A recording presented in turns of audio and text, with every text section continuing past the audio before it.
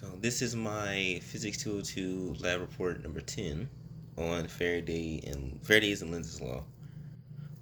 Those two laws relate to the induced current within a circuit provided by a change in flux, where Faraday's law states that the change in flux over time is equal to the EMF that is produced in the circuit, and that EMF through Lenz's law must be opposite of the direction, was in the opposite direction of the current of the flux change.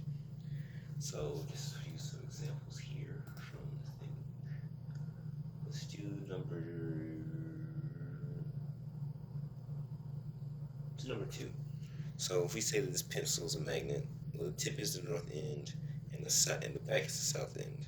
And since we know that the magnetic field lines flow from north to south, that means they're going out here, and it will come in on the eraser end. So if we had a coil like this, and we were to push the magnet in, then this is a net flux increase, because as you get closer, the flux of the magnet there's more magnetic lines going through the magnet.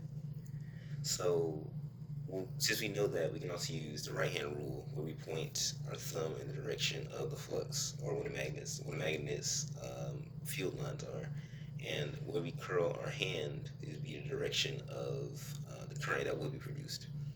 So in this case, if we made a magnetic field in this direction, the current must be flowing clockwise. But from Lenz's law, we know that as this increases, there has to be a induced current that flows in the opposite direction, that flows in a direction to produce a magnetic field that is opposite the one produced by the flux. So if that basically just means that as we push this closer and this magnetic field gets stronger, there's a current produced in the exact opposite direction that produces a magnetic field that is opposite of that. So the actual current induced will flow in the counterclockwise direction in this case. And then this step states you also pull it out. As we pull it out now, since the line's flowing in this direction, this is now decreasing, and the circuit wants to produce a magnetic field to keep the flux through it the same, which is at zero. So it actually produces a current that still goes in the same direction to produce more of a magnetic field in this direction, counteract the decreasing magnetic field as the magnet moves farther away from the loop. And that same sort of principle is what applies to each of these situations. So let's see what's on the south end. So for example, if you have the south end, now the loop lines are coming into it this way. So as we pulling into it this way, so yeah, you have a flux now going this way, as in towards me, through the loop as it's increased to be now this way. And since it's still increasing, because there's still more magnetic field lines pulling through it now, it's basically the exact opposite of the north situation. So now the current will flow clockwise, because it must counter this out of the plane, I guess you could say, magnetic field that's produced from this increasing flux going through the loop. And as it's pulled out, now you have a decreasing flux in this direction. So it produces a current that flows in this direction to increase the magnetic field to keep it in equilibrium. Let's see this one more.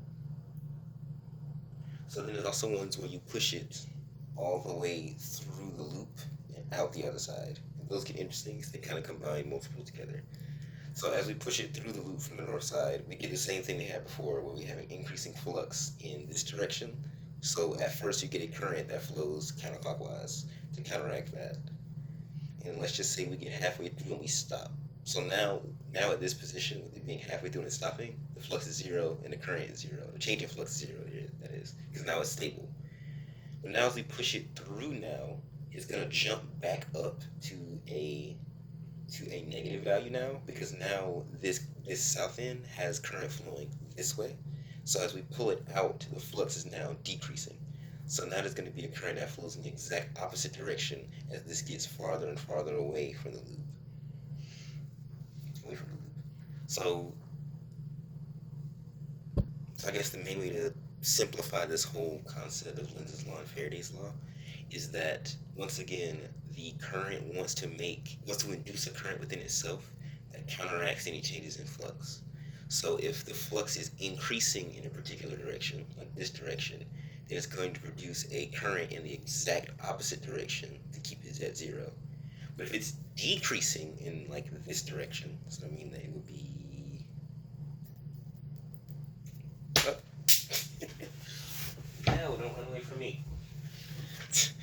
If it would be decreasing in this direction, so the flux goes this way and it's moving away from it in this direction, then it must make a current in this same direction because effectively this is flux is decreasing over time, so it needs to increase it back to that zero, to that equilibrium position, and that's what produces the current we see in things like generators.